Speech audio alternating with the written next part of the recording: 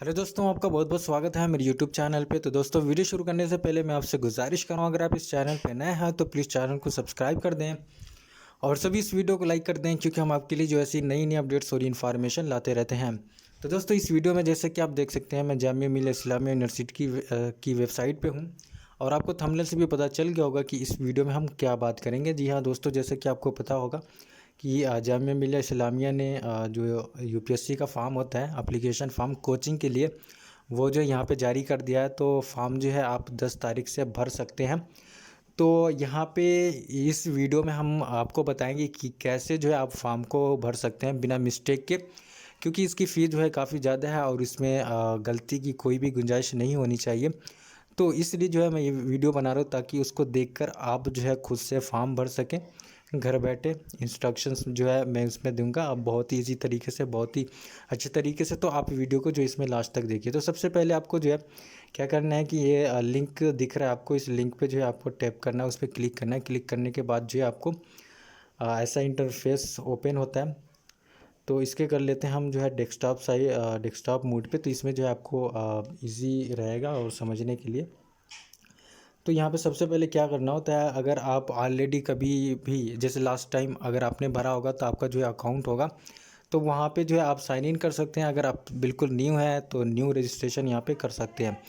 तो यहाँ पे हम न्यू रजिस्ट्रेशन है उसको यहाँ पे रखते हुए सारा जो है देंगे यहाँ पे इंस्ट्रक्शंस। तो इसको जो है हम न्यू रजिस्ट्रेशन पे हम क्लिक करते हैं यहाँ पे।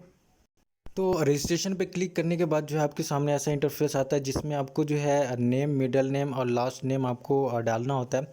तो यहाँ पे नेम, मिडिल नेम और लास्ट नेम यहाँ पे फिल करेंगे। और बाय चांस अगर आपका यहाँ पे लास्ट नेम नहीं है तो क्या करेंगे, इसमें सिर्फ ये फर्स्ट नेम यहाँ पे डालेंगे। फर्स्ट नेम यहाँ पे डालेंगे और लास्ट नेम में एक स्पेस दे देंगे। स्पेस की होती है वहाँ पे, सिर्फ स्पेस की यहाँ पे दे देंगे। फिर बाद सारा जो यहाँ पे प्रोसेस करेंगे और यहाँ पे सबमिट भी कर देंगे। फिर उसके बाद यहाँ पे आपकी डेट ऑफ बर्थ है यहाँ पे, फिर जेंडर है यहाँ पे, फिर फादर्स नेम। तो फादर्स नेम में यहाँ पे याद रखें, इसमें मिस्टर, डॉक्टर वगैरह ना जोड़ें। यहाँ पे मदर्स नेम में भी सेम वही है, मिस्टर, डॉक्टर वगैरह यहाँ पे ना जोड़ें। फिर उसके बाद जो ईमेल आईडी यहाँ पे आपको अपनी ईमेल आईडी देनी है, जिसका एक्सेस जो है, जिस ईमेल आईडी का एक्सेस आपके पास हो, क्योंकि सारे कम्युनिकेशन जो है आपको ईमेल आईडी से ही किए जाएंगे। फिर उसके बाद यहाँ पे क्रिएट पासवर्ड। तो पासवर्ड आपको यहाँ पे क्रिएट करना है, 8 कैरेक्टर्स का पासवर्ड होना चाहिए, जिसमें एक कैपिटल लेटर होना चाहिए और कोई भी एक न्यूमेरिक वैल्यू होना चाहिए और एक स्पेशल कैरेक्टर होना चाहिए। तो मैं यहाँ पे एग्जांपल आपको बता दूँ कि कैसे आप पासवर्ड बना सकते हैं। तो जैसे अगर ये हो गया, ये कैपिटल हो गया, फिर उसके बाद जो है आप यहाँ पे स्मॉल दे सकते हैं। तो ऐसे करके आप बना सकते हैं। तो यहाँ पे जैसे 1 2 3 4 5 करके फिर उसके बाद जो आप स्पेशल कैरेक्टर, जैसे कि यहाँ पे डॉलर का साइन हो गया, यहाँ पे एडेड का साइन हो गया, यहाँ पे हैश का साइन हो गया या स्टार साइन हो गया, तो ऐसे कोई भी आप लगा सकते हैं। तो फिर उसके बाद जो यहाँ पे कंफर्म करने के लिए सेम वही आपको करना है। फिर उसके बाद जो आपका मोबाइल नंबर यहाँ पे डालना है। फिर उसके बाद जो यहाँ पे आपको कैप्चा डालना है। यहाँ पे कैप्चा डालने के बाद आपको जो है साइन इन पे करना है। तो साइन इन पे क्लिक करने के बाद जो है आपके ईमेल आईडी पे जो है एक ईमेल जाएगा और आपके मोबाइल नंबर पे एक जो है कोड जाएगा, ओटीपी जाएगा। तो बेटर होगा कि आप जो है अपनी ईमेल आईडी पे जाएं, उस पे उसको ओपन करें। वहाँ पे एक लिंक दिया होगा वेरीफाई करने के लिए, उस लिंक पे क्लिक करेंगे। फिर वहाँ पे आपको जो है लॉगिन का वो ये ऐसा होगा लॉगिन के लिए। तो वहाँ पे आप लॉगिन पे जो टैप करेंगे, तो फिर उसके बाद जो है आप उसकी अपनी ईमेल आईडी और आपका जो पासवर्ड जो आपने बनाया होगा वो आपके ईमेल आईडी पे जाएगा। तो वही ईमेल आईडी और पासवर्ड डाल के आप जो है साइन इन करेंगे। साइन इन करने के बाद जो है फिर आप डैशबोर्ड में आ जाएंगे। वहाँ से मेन प्रोसेस होता है फॉर्म फिलिंग का। तो चलिए हम वहाँ पे आपको लेके चलते हैं और सारे प्रोसेस आपको बताते हैं। तो फिर ये है आपका साइन इन का ऑप्शन। तो साइन इन का ऑप्शन यहाँ पे दिख रहा है, तो आपको जो है इस पर टैप करना है, साइन इन पे। साइन इन पे टैप करने के बाद जो है यहाँ पे जो भी आपने सेव किया होगा वो सारी जो है यहाँ पे आ जाएगी आपको, ईमेल आईडी, पासवर्ड वगैरह जो भी। तो फिर आपको यहाँ पे सबमिट पे करना है। तो सबमिट पे करने के बाद जो है आप सीधा यहाँ पे आ जाएंगे। देख सकते हैं ये मेन डैशबोर्ड है। इस डैशबोर्ड में जो है आपको फॉर्म यहाँ से स्टार्ट होते हैं। मेन जो प्रोसेस होता है फॉर्म फिलिंग का यहाँ से स्टार्ट होता है। तो आपको सामने यहाँ पे माय एप्लीकेशन, फॉर्म प्रीव्यू और यहाँ पे मैक पेमेंट है। तो सबसे पहले आपको जो यहाँ पे माय एप्लीकेशन फॉर्म पे टैप करना है। टैप करने के बाद जो है यहाँ पे आपको सारी इंफॉर्मेशन दिखेगी। तो जो है आपके सामने ऐसा डैशबोर्ड होगा। तो डैशबोर्ड में आपको यहाँ पे देख सकते हैं application for shall be treated as successfully. तो यहाँ पे इन्फॉर्मेशन दी है। यहाँ पे तो क्या करना है आपको, यहाँ पे कोर्स टाइप दिख रहा है और फिर कोर्स नेम दिख रहा है।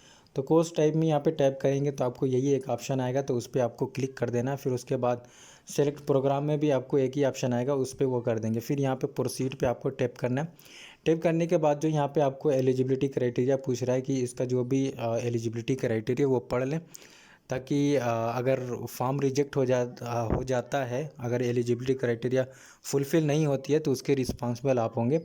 तो अगर है पूरी कर रहे हैं तो यहाँ पे जो है आप टिक करेंगे। टिक करने के बाद जो है आप यहाँ पे ऐड कोर्स पे आ जाएंगे। तो ऐड कोर्स पे आने के बाद जो है आपका जो प्रोसेस है स्टार्ट हो जाता है फॉर्म फिलिंग का। तो यहाँ पे आपको कुछ ऑप्शंस दिख रहे हैं। यहाँ पे ऑप्शंस में जो है आपको एप्लीकेशन डिटेल्स है, फिर यहाँ पे अपलोड फ़ोटो एंड सिग्नेचर है, एकेडमिक डिटेल्स है, रेफरेंस है यहाँ पे। तो ये जो 4-5 प्रोसेस हैं, इन प्रोसेस में जो आपका फॉर्म यहाँ पे कंप्लीट हो जाता है सर। तो यहाँ पे सबसे पहले आपको ऊपर देख रहे हैं यहाँ पे एप्लीकेशन डिटेल्स पे जो है आपको टैप करना है, क्लिक करना है। वहाँ पे क्लिक करने के बाद जो है आप यहाँ पे स्टार्ट हो जाता है। तो यहाँ पे आपको कुछ इन्फॉर्मेशन दिखेगी जो आपने रजिस्ट्रेशन के टाइम यहाँ पे डाली होगी। आपका नाम, मदर्स फादर्स नेम यहाँ पे दिखेगा। तो इस पर कुछ और भी है, आपको यहाँ पे सिलेक्ट करना है। जैसे कि आपकी कैटेगरी यहाँ पे दी गई है, ये कैटेगरी आपको सिलेक्ट करना है। कैटेगरी में जैसे कि जनरल, SC ST OBC है, तो जो भी आपकी कैटेगरी यहाँ पे सिलेक्ट करेंगे। फिर उसके बाद जो है यहाँ पे नेशनलिटी आपकी बताने की ज़रूरत नहीं है। फिर उसके बाद जो यहाँ पे ब्लड ग्रुप है, तो ये मैंडेटरी यहाँ पे दिया गया। ब्लड ग्रुप आपको यहाँ पे सिलेक्ट करना है।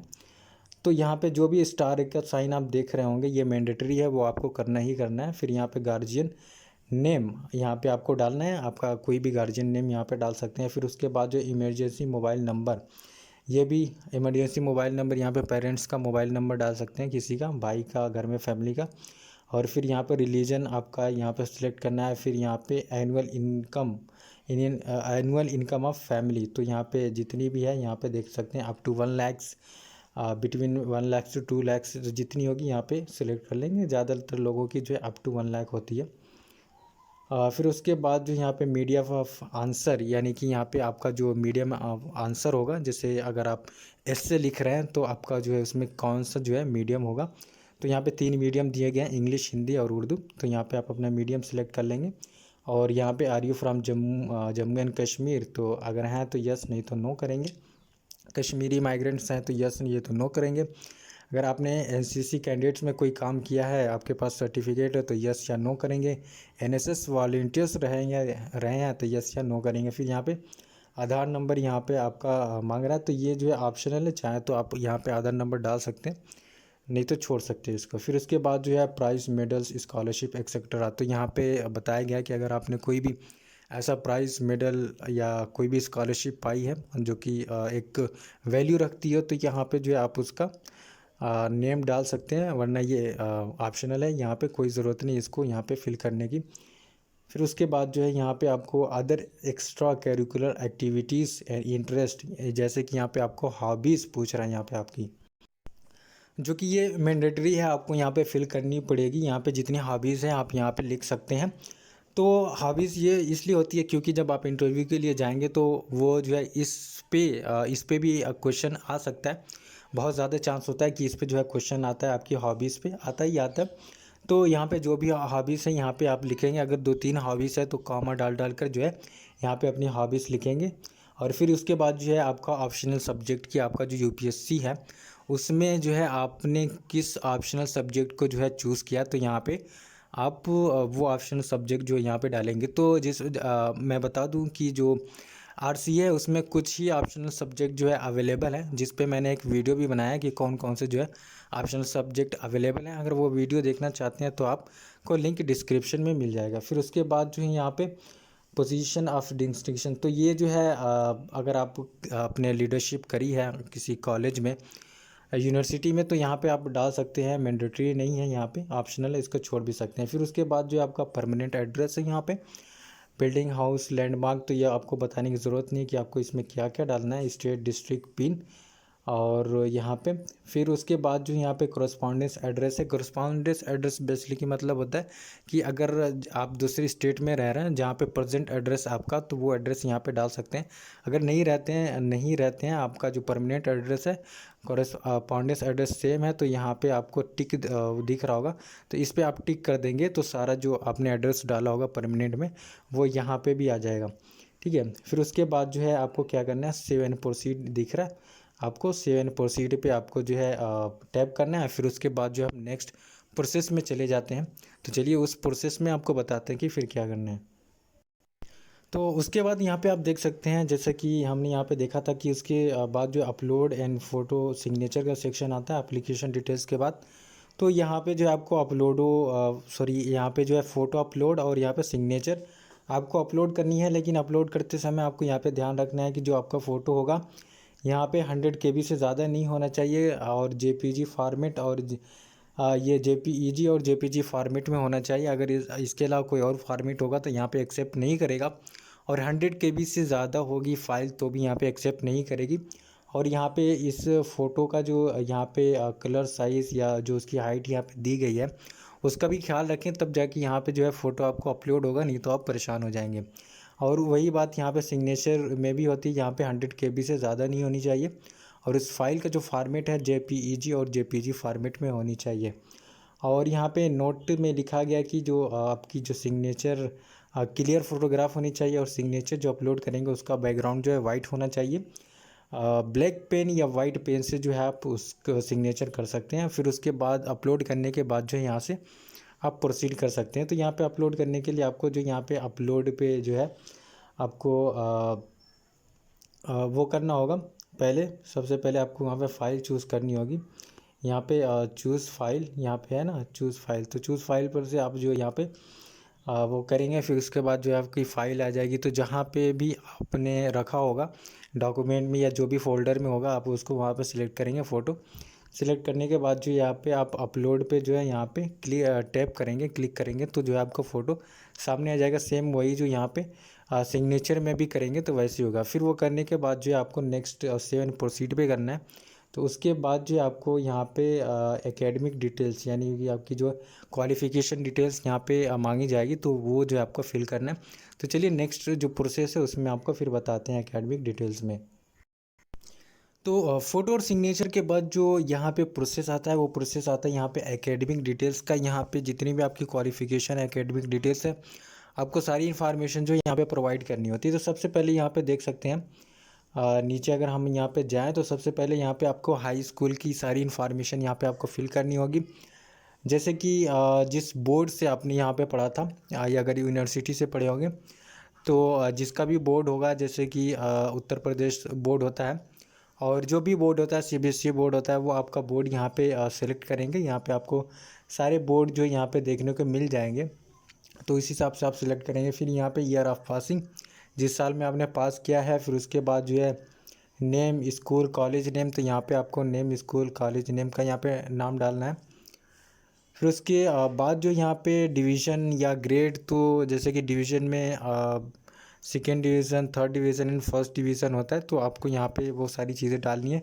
मार्क्स अपटेंड में जितना मार्क्स आपने जो है ऑब्टेन किया है, आपने पाया हुआ है टोटल मार्क्स में से, तो फिर आपको जो यहाँ पे ऑटोमेटिक आपकी परसेंटेज इसमें दिखाएगी। फिर उसके बाद जो यहाँ पे 12 की सारी डिटेल्स यहाँ पे आपको फिल करनी है, वही बोर्ड का नाम है यहाँ पे। फिर उसके बाद ईयर ऑफ पासिंग है, फिर स्कूल का नाम है, और यहाँ पे फिर डिवीज़न है और ग्रेड है। तो ग्रेड में जैसे कि होता है A grade, B grade, A+ होता है, B+ होता है, तो ये सारे ग्रेड है। उस ग्रेड से आप देख सकते हैं आपके मार्कशीट पे।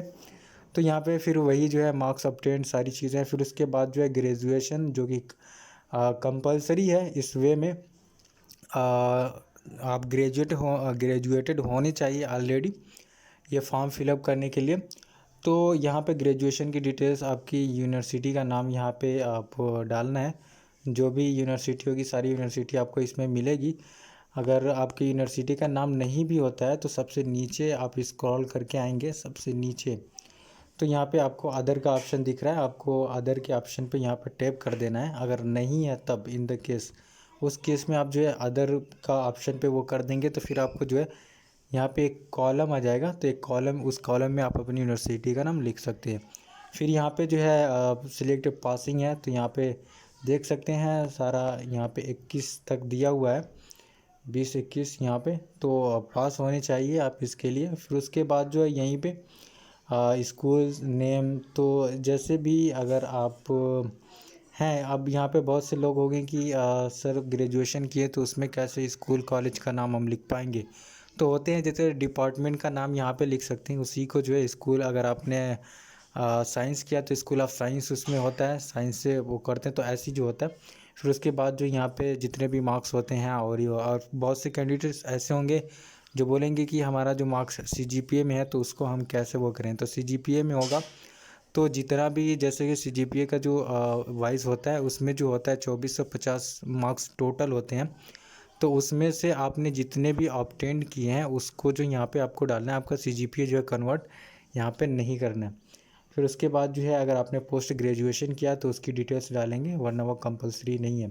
फिर इसके बाद यहाँ पे आपसे पूछ रहा है कि कॉम्पिटिटिव एग्जामिनेशन अपीयर्ड एट, तो यहाँ पे पूछ रहा है कि whether you have ever appeared for the civil service examination, UPSC में अगर आपने कभी अपीयर्ड हुए हैं तो यहाँ पे यस करेंगे, नहीं तो नो कर देंगे, ठीक है। वो सारी चीज़ें करने के बाद जो है आप 7 प्रोसीड पे जाएंगे, तो 7 प्रोसीड पे जाएंगे तो उसके बाद जो भी ऑप्शन आता है, जो भी प्रोसेस आता है, उस प्रोसेस में आपको लेके चलते हैं।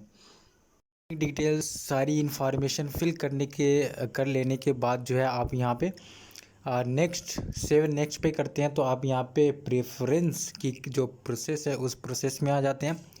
इस प्रोसेस में आपको क्या करना होता है, यहाँ पे सारी चीज़ें लिखी हुई है यहाँ पे कि application for centre for coaching and career planning, यहाँ पे रिजर्वेशन कैटेगरी है, तो रिजर्वेशन कैटेगरी में आपकी यहाँ पे रिजर्वेशन कैटेगरी चूज़ करनी होती है। तो जैसे कि मैं यहाँ पे दिखा दूँ, रिजर्वेशन कैटेगरी में आपको माइनॉरिटीज़, SC ST वीमेन और इतनी सारी जो है कैटेगरीज़ आती हैं, देख सकते हैं PWD कैटेगरीज़।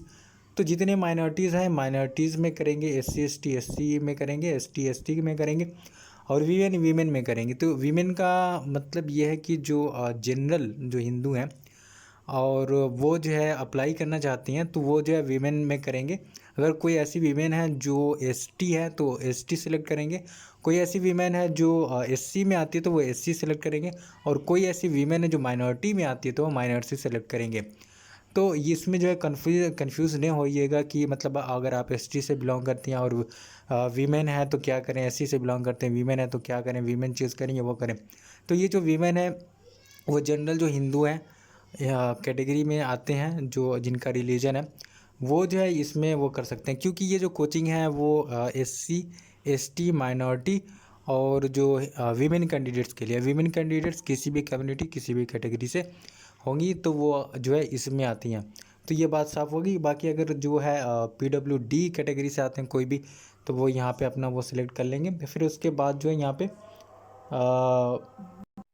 कि वेदर स्टूडेंट ऑफ JMI, तो अगर कोई भी JMI का यहाँ पे स्टूडेंट होगा तो यहाँ पे यस या नो करेगा, क्योंकि यहाँ पे होगा तो उसको जो है जो इंटरनल स्टूडेंट उनको जो है कुछ रिजर्वेशन होता है। फिर उसके बाद जो है यहाँ पे आर यू इंटरेस्टेड, तो यहाँ पे आपको पूछा जा रहा है कि अगर यहाँ पे monthly are you interested in subscribing monthly news bulletin of RCA related to civil service फिर एग्जामिनेशन पीरियड ऑफ, तो ये अगर आप यहाँ पे यस या नो करते हैं तो इसका जो है आपको अलग से चार्जेस लगेगा।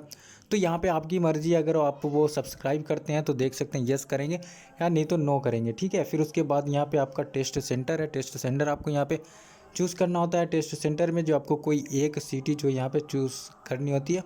बाकी यहाँ पे लिखा है नोट में लिखा हुआ कि candidates have to opt a city among the given above, तो मतलब ये सारी जितने भी टेस्ट सेंटर दिए गए हैं इसमें से कोई एक सिटी जो है आपको सेलेक्ट करनी है। In the admission form the taking the admission test, however the second choice of the admission test is city Delhi by default. तो ये सारी जो आप उसमें से करते हैं तो आपकी जो सेकेंड चॉइस होती है वो दिल्ली होती है बाय डिफ़ॉल्ट।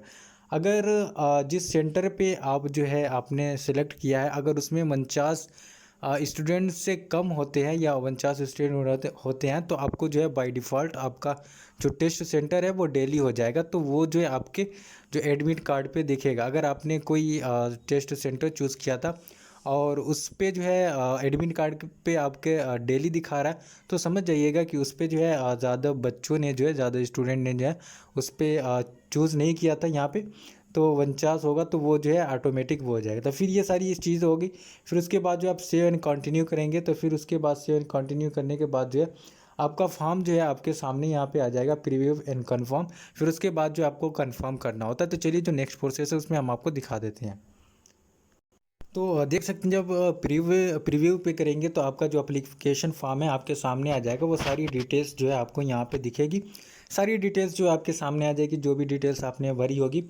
तो यहाँ पे देख सकते हैं उसमें सारी चीज़ें जो है आपने जो भी भरा है, सारी चीज़ें उसमें करेक्ट है या नहीं, क्योंकि फिर आपको जो है इसमें जो करेक्शन का चांस है, फॉर्म जो है जो इसकी डेट, लास्ट डेट के बाद अगर आपको मिल सकती है तो मिल सकती है, नहीं तो फिर आपको जो है करेक्शन की डेट नहीं मिलेगी। तो आप ये सारी चीज़ें देखकर इसमें फिल करें, क्योंकि ये थोड़ा एक रिस्की हो सकता है। तो ठीक है, इसके बाद ये सारी इन्फॉर्मेशन जब आप चेक कर लेंगे, वो सारी चीज़ें देखने के बाद जो आपको क्या करना है, आपको यहाँ पे देख सकता है कन्फर्म द एबो, इस पे जो आपको टिक करना है। टिक करने के बाद जो है आपको कन्फर्म एंड सबमिट पे करना है। कन्फर्म एंड सबमिट पे क्लिक करने के बाद जो है आप अपने फॉर्म को एडिट नहीं कर पाएंगे, आपका फॉर्म जो यहाँ पे कंप्लीट हो चुका होगा। ठीक है, तो यहाँ पे हम कन्फर्म एंड सबमिट पे कर देते हैं। तो कन्फर्म एंड सबमिट पे करने के बाद जो है फिर आपका यहाँ पे सबसे नीचे आएंगे। नीचे आने के बाद जो आपको पेमेंट का ऑप्शन आ जाएगा, यहाँ पे देख सकते हैं पेमेंट का ऑप्शन। तो आपको यहाँ पे पेमेंट करनी है, प्रोसीड टू पेमेंट। तो प्रोसीड टू पेमेंट पे जो है हम यहाँ पे जाते हैं। तो यहाँ पे आपको जो है सारे आपके अमाउंट यहाँ पे दिखते हैं कि आपको कितना जो है यहाँ पे देना होगा। आपकी ईमेल आईडी, एप्लीकेशन नंबर, सारी चीज़ें यहाँ पे दी होगी। अमाउंट भी आपको दिया होगा। तो अमाउंट में यहाँ पे आप देख सकते हैं 750, 750 रुपये जो है इसकी एप्लीकेशन फ़ी है। तो यहाँ पे पेमेंट टाइप यहाँ पे आप देख सकते हैं ऑनलाइन करना ऑनलाइन ही है, इसमें आपको ऑनलाइन ही करना पड़ेगा, जिसमें आपको जो है credit card, debit card, SBI net banking option यहाँ पे मिलता है। तो आप कोई भी यहाँ पे चूज़ करेंगे, सेलेक्ट करेंगे, फिर यहाँ पे रिफ्रेश पेमेंट पे जाएंगे तो आप इसमें पेमेंट कर सकते हैं इसमें। तो ठीक है, इतना जो है सारा कुछ आपको बता दिया। अगर आप फिर भी कोई भी अगर डाउट रहता है आपको तो कमेंट सेक्शन में पूछिए। तो इस वीडियो में इतना ही, फिर मिलते हैं ऐसी नेक्स्ट वीडियो में फिर से। लेकिन जाते जाते कहूँगा प्लीज़ चैनल को सब्सक्राइब कर दें, क्योंकि ऐसी जो है आपके लिए इन्फॉर्मेशन लाते रहते हैं। फिर मिलते हैं नेक्स्ट वीडियो में, तब तक के लिए थैंक यू।